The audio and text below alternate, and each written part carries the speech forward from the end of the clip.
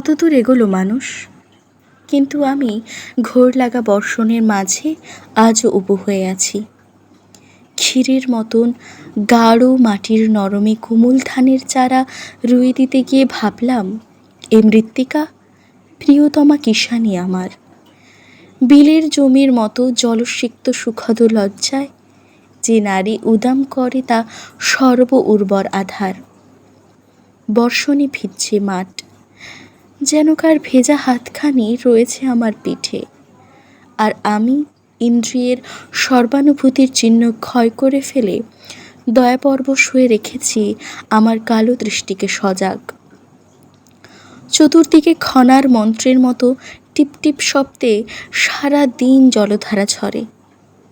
জমির কিনার ঘেঁষে পলাতক মাছের পেছনে জলডোরা সাপের চলন নিঃশব্দে দেখছি চেয়ে। বাহুতে আমার আতঙ্কে লাফিয়ে উঠেছে সবুজ ফড়িং।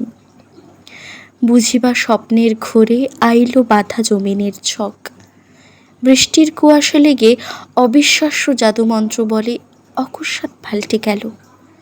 ত্রিকোণ আকারে যে ফাঁক হয়ে রয়েছে মৃন্ময়ী, আর সে জ্যামিতি থেকে ক্রমাগত উঠে এসে মাছ, পাখি, পশু আর মানুষের ঝাঁক আমার চেতনা জুড়ে খুঁটে খায় পরস্পর বিরোধী আহার।